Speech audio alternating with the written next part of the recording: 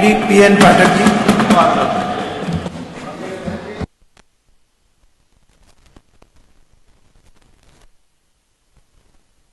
माननीय अध्यक्ष जी, बजट भाषण पर प्रस्तुत धन्यवाद के पक्ष में आपने मुझे बोलने का अवसर दिया। मैं आपके हृदय की गहराइयों से आपका आभार व्यक्त करता हूं। माननीय अध्यक्ष जी, यह जो बजट है ये समावेशी सर्वस्वी है। ऐसा बजट कभी आया नहीं था।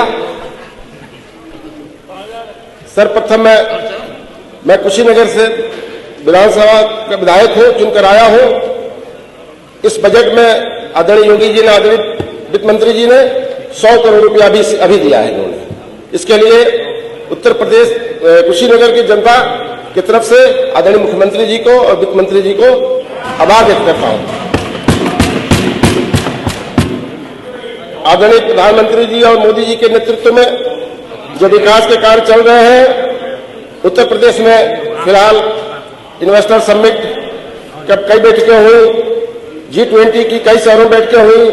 कानून व्यवस्था के बारे में देखा जाए तो यहाँ जो गुंडागर्दी चलती थी, आज जो चोर चक्के या तो जेल के अंदर है या तो प्रदेश छोड़ करके दूसरे प्रदेश में जाकर शरण लिए हुए हैं।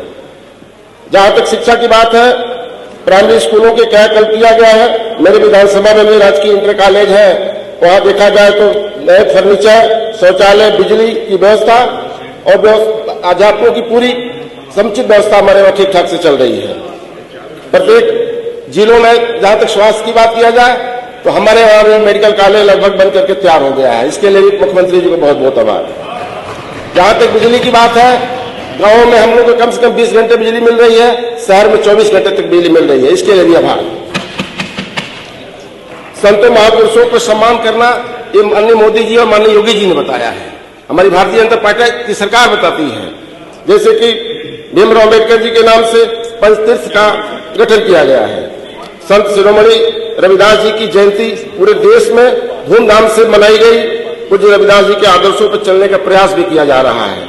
जैसा गुरु रविदास जी ने कहा है कि ऐसा चाहो राज में सबका मिले अन्न, छोटे बड़े सब से रविदास रहे प्रसन्न।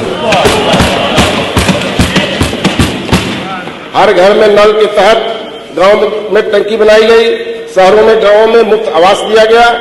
मेरी विधानसभा में पुलों और सड़कों का जाल बिछा हुआ है। उत्तर प्रदेश में बाबा विश्वनाथ के कॉरिडोर हो, कुशीनगर में भगवान बुद्ध के धर्मावलंबियों का प्रमुख केंद्र भी है, वहां भी माननीय योगी जी की सरकार ने विकास की बहुत सारी व्यवस्थाएं दी है। हम बोलेंगे उसमें वहीं पर अभी हमारे वहां अंतर्राष्ट्रीय एयरपोर्ट का भी 2021 में प्रधानमंत्री जी के द्वारा और मुख्यमंत्री जी के द्वारा उसका सफल संचालन हुआ। एक फ्लाइट चल रही है। माननीय अधिष्ठाता महोदय, आपसे आपके माध्यम से मैं मांग करता हूं कि 2-3 फ्लाइट और बढ़ जाए तो बहुत अच्छी रहेगी। हम सबके लिए परम सौभाग्य की बात है कि 22 जनवरी 2024 को लगभग 500 वर्षों के बाद पुरुषोत्तम राम श्री जी का बाल विग्रह श्री रामलला का प्राण प्रतिष्ठित हुए। माननीय मोदी जी की जो सोच है कि 2047 तक भारत विकसित राष्ट्र के रूप में स्थापित होगा, मुझे पूर्ण विश्वास है कि उसमें ये राम मंदिर अयोध्या का उसका महत्वपूर्ण एक योगदान साबित होगा। जो कहा जाता है ना नॉर्थ पोल और साउथ पोल, तो साउथ पोल से मुझे लग रहा है नॉर्थ पोल में मोदी जी ने शिफ्ट कर दिया। जो होता था ना कि बालाजी तिरुपति है, अब वो सबसे ज्यादा जो पर्यटक जो आएंगे हमको लगता है कि अयोध्या में आपने कुछ हमारे वहां की मांग भी है। हमारे वहां अधिष्ठाता महोदय एक कुबेर स्थान बड़ा बाजार है, टाउन है, वहां लगभग नगर